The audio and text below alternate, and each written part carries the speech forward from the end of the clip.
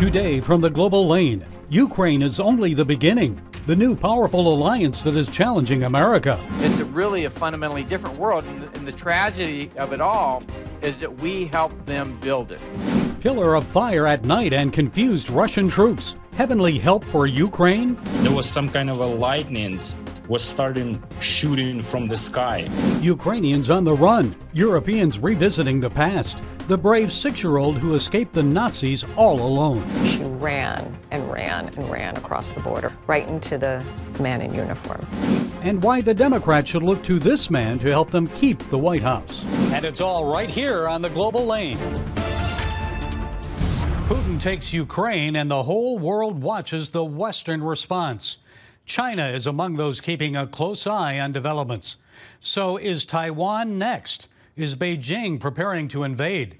Well, joining us is retired Brigadier General Robert Spalding. General Spalding is a senior fellow at the Hudson Institute. He's an expert on East Asia Pacific security affairs. General, it's good to talk with you again. So Xi is watching, he's watching closely how the Western powers have responded to Putin's invasion of Ukraine. So is he preparing to pounce on Taiwan? Well, that's hard to say. I would say that certainly he's watching what happens in Ukraine and certainly how the rest of the world reacts to it. I think Putin went to China in order to get Xi's blessing for the invasion. So I do think that they are related in that Xi will learn from how both Russia carries out the invasion, but also how we react to it. Well, how likely is the U.S. to respond if China makes a move on Taiwan? Well, I think we have to characterize what the response will be. We can't really enter a conflict with China without creating the risk of nuclear war. So I think our response will be similar to what we did during the Berlin airlift, for example. So it will be, responding with aid and comfort to the people of Taiwan. I think we may be focused on perhaps destroying the Taiwanese semiconductor infrastructure to prevent it from falling in China's hands, and perhaps some of the weapon systems that we have sold to the Taiwanese. That's a big issue there, the semiconductor industry. How important is that to the United States in our life here? Well, it's incredibly important. The Taiwan Semiconductor is the best chip manufacturer in the world today. It's no longer American companies. It is TSMC. Now, the good news is they've started to build a fab in Arizona. So, part of what we would be doing in the response to a potential invasion by China would be relocating the engineers and scientists that work on chips and as many of the people of Taiwan that would like to, leave before the invasion begins. And General Spalding, a recent report in the New York Times suggests the Biden administration shared intelligence on the Russian troop buildup with the Chinese, and the communist government then shared that information with Moscow. Your thoughts on that? Did you see that one? Well, if that is the case, I really attribute it to really misunderstanding the relationship between Russia and China, misunderstanding the fact that we have entered the second Cold War, and misunderstanding the fact that we need to be much more strategic in how we respond to their continued working together to carry out their own actions for their own interests. Well, we've seen a strengthening of that relationship between Russia and China in recent months, and they're even bringing in other countries to form what some say is a new anti-U.S. alliance, a new axis of power. So how great is that threat to the United States, and what should we do about it? Much greater than it was during the Cold War, because if you remember, the economy of the Soviet Union was not near what the free world was. Today, the supply chain goes through China. Russia has enormous energy reserves. When they add or annex Ukraine, that adds technology, that Russia doesn't currently have. Ukraine plus Russia plus China plus China's Belt and Road Initiative, so all the satellite states, to include countries like Iran and North Korea and others that are along the Belt and Road Initiative, makes them incredibly powerful, not just militarily, not just from a nuclear weapon perspective, but also economically, financially, and increasingly technologically. They have hypersonic weapons that exceed what we have here in the West. They have quantum communications capabilities. They have artificial intelligence that exceeds our capabilities. It's really a fundamentally different world, and the tragedy of it all is that we help them build it. And we're not doing a lot to advance our own, are we? No, and that's another problem. We invested in ourselves, infrastructure, manufacturing, science and technology, STEM education during the Cold War, which lasted over 40 years. In the 30 years plus since the Cold War ended, we've invested all of our innovation, technology, talent, and capital into China and her satellites. Wow. And the Biden administration, the critics of the Biden administration say all of this is happening because of weakness demonstrated by the U.S. in the Afghanistan withdrawal. So is that the reason for this response, or is more at play here? No, it's been building for a long time, and it's not just the Biden administration. We have we started a change during the Trump administration. It wasn't completely carried through. I think you go back all the way to George H.W. Bush and his inability to respond to China's Tiananmen Square massacre, and the fact that we went through several presidents after that continued to aid and abet China. This has been growing. We knew it was happening. We wanted to hope or wish it away, kind of like Chamberlain and others of his ilk during World War II. Okay, peace through strength. Remember that one? Okay, General Robert Spalding, Senior Fellow at the Hudson Institute. As always, we appreciate you, General, for sharing your time and insights. Thank you. It's the biggest ground war in Europe since World War II. Russia continues to pummel Ukraine and is expected to face strong resistance as Putin's war effort continues. So, how are the Ukrainians holding up? Who are they looking to far beyond the Western powers for help? Well, here with us from Ukraine is CBN Ukraine Director Konstantin Livtyenenko. Kostya, I know you're probably under a lot of duress, facing a lot of hardship, but please share with us the latest. How are Ukrainians holding up under this Russian onslaught? Oh, hi, Gary. Oh, thank you for this opportunity to share.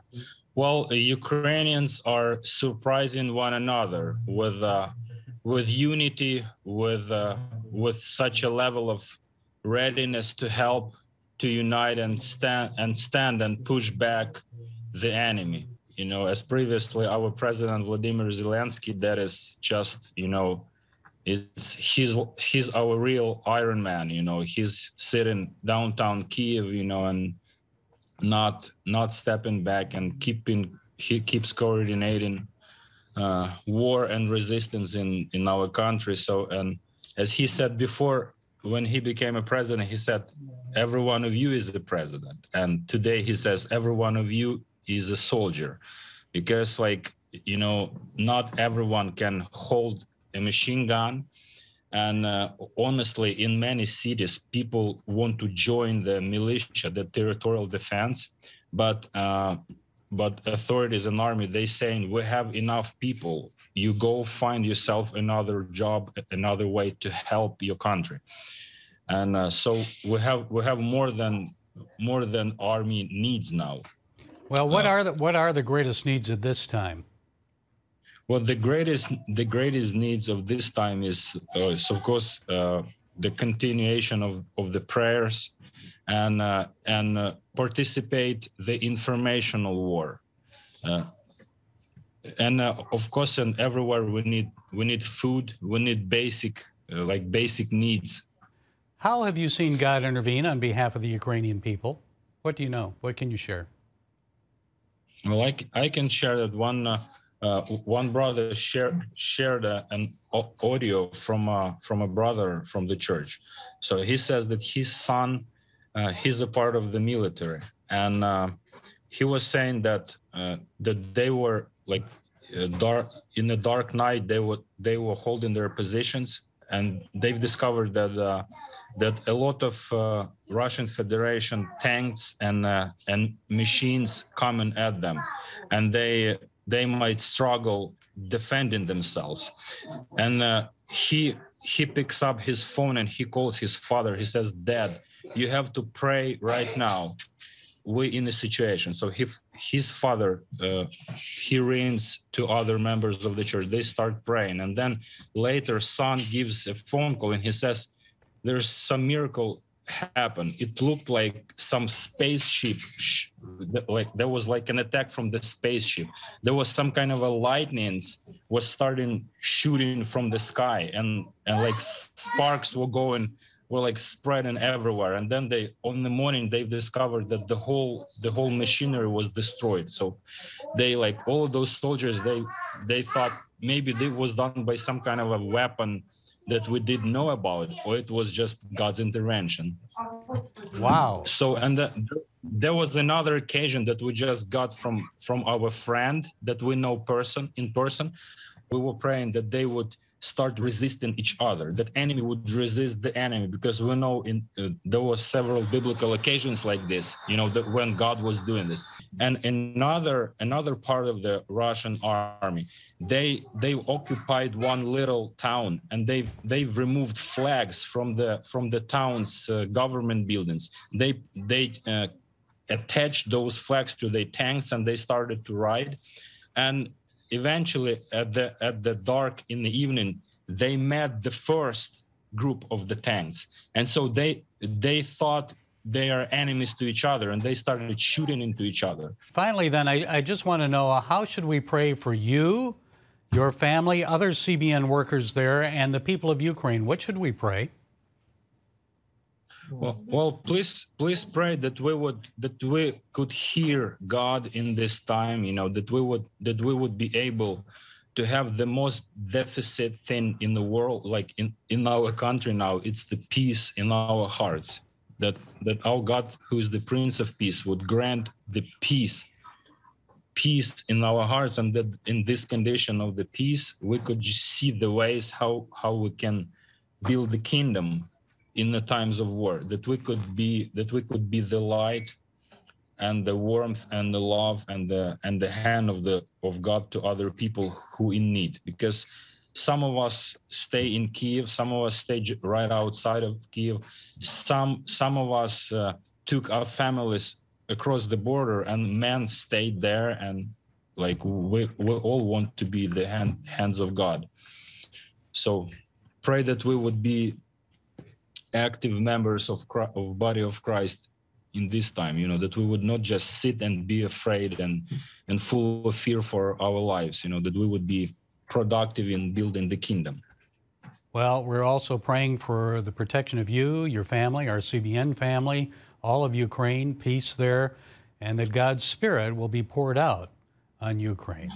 So, Ukraine Director for CBN, Konstantin Litvinenko, thank you for taking the time to be with us. May God be with you. Yeah, thank you, Gary. God bless. UN officials say at least 1 million Ukrainians are now displaced throughout Europe. It's the swiftest exodus this century. Millions more are expected, and it's now the worst refugee crisis there since World War II. The family of our next guest knows the ravages of a European war and forced displacement all too well. Award-winning actress, producer, singer-songwriter Judy Beecher joins us to share the story of her grandparents and mother, and they were victims of the Nazis, and they were displaced and forced into internment camps in France. So tell us what happened to your family. So my family's from Germany. And they, for many, many, many generations, I mean, they go way, way, way back, very patriotic Germans. And, they were, my grandfather was a teacher and a cantor. They were in a town called Lörrach, Germany. In October 1940, the Nazis made a decree that they came and all the Jewish families, the two Nazis came to every door, and at the same time on every Jewish family, and you were only allowed, they came to the door and they said you're only allowed to take one suitcase, 100 Reichsmarks, and that's it, and you have to leave everything else. And they were forced out of their homes, and they were put on a train, in cargo Transport. Yeah. Yeah. They were sent to this a camp called Camp Gurs in southern France, and the conditions. It was my mother, who was 4 years old at the time, and my grandparents, my grandmother, my grandfather, and all the rest of my family as well. You know, they didn't have food. There was dysentery. There were bed bugs. There were bugs all over their bodies. They had no hot water. They only had cold water, so they couldn't wash anything. They couldn't get the bugs off of them.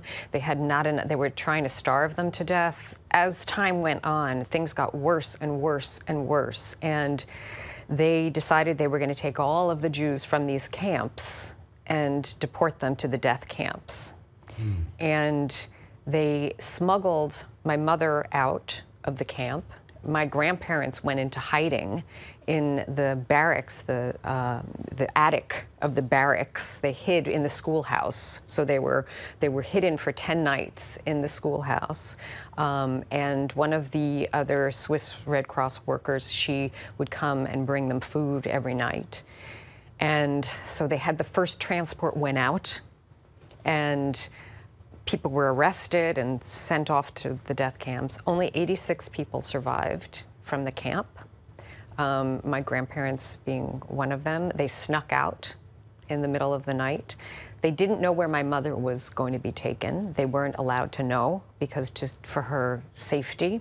She was only 6 years old. Yeah, so my mother at that time had been sent to a chateau on the French-Swiss border, and she was hidden with orphans in this chateau, which was run by the Swiss Red Cross.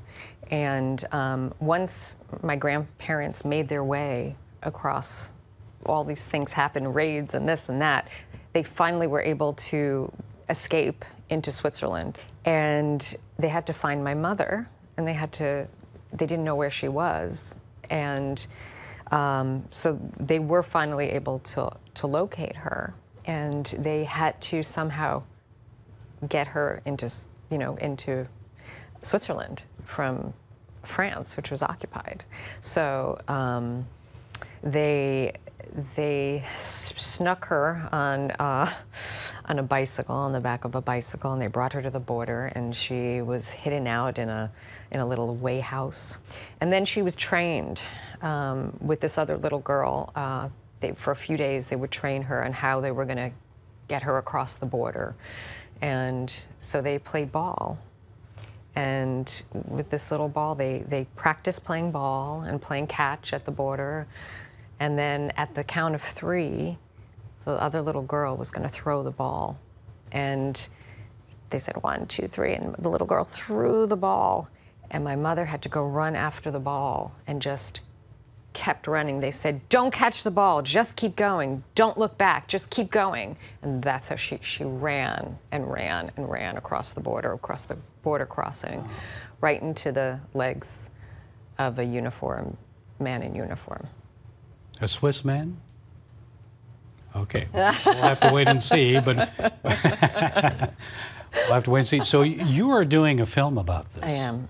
Trying to raise the funds. I am. To put this on film. Yes, and it's so important to educate people because we really don't know. You don't know what the truth is unless it's coming from the person that it actually happened to. It's helping the world, come to a place of peace and come to a place of love. And I think that's the goal that we all want to achieve. We all want there to be, love and peace in this world and in this planet, especially what's going on yes, right now. Everything that's going on. Yeah. I mean, there's such a need for this.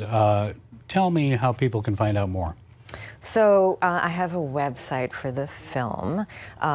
It's the Kindness of Strangers doc, kindnessofstrangersdoc.com. You can read about the film. Judy Beecher, award-winning actress. Right, producer, award-winning actress, singer, yes. Songwriter. It's a pleasure to have you with us. Thank you, and I hope the documentary does very well. Thank you. Yes. Thank you so much, Sure. and yes. Prior to his State of the Union address, Joe Biden's approval rating stood at only 37%. In January, another poll found that only 33% of voters approved of the president's performance. So who should the Democrats choose as their presidential nominee in 2024? Hillary Clinton has expressed interest in running again, but she lost the nomination to Barack Obama in 2008 and the 2016 election to Donald Trump. So I have an idea. The Democrats should nominate the president of Ukraine, Vladimir Zelensky. He's the bold and courageous grandson of a Holocaust survivor. Isn't it time the party choose a young, charismatic, JFK-like leader? Like President Kennedy, Zelensky knows how to respond to the Russians. He's determined and tough on national security, and he's inspiring Ukrainians and the world. When the U.S. offered to help him evacuate, he said, "I need ammunition, not a ride." The former comedian turned politician is a media master, often tweeting out selfies to rally his countrymen and galvanize the world around Ukraine. Ukrainians love him. Some say he's like the biblical hero David. He's much more braver than Goliath. He is much stronger. He is much more confident. I'm so happy to be Ukrainian. I'm so honored to be Ukrainian. I'm so happy that I have this president. Yes, Zelensky is a leader that makes his people proud of their president and country. Imagine that response here in the USA. Zelensky's approval rating is now nearly 60% higher than Joe Biden's. That's because he's demonstrated a determination to fight and preserve the Ukrainian nation unto death. The Ukrainian president is also a family man who delighted children as the Ukrainian voice of Paddington Bear. So Democrats, who do you have like Zelensky to lead your party? He'd be the perfect candidate, one definitely worth supporting. I can see it now. Paddington Bear for president. He's against Russia. Oh, you say Zelensky isn't eligible because he's not a natural-born citizen? Some people say that hasn't stopped us before. Seriously, though, folks, it's the type of leadership our country needs in this perilous and challenging time. So let's keep praying that God gives us an American Zelensky. Well, that's it today from the Global Lane. Be sure to follow us on the CBN News and NRB channels, social media, and our broadcast affiliates. And until next time, be blessed.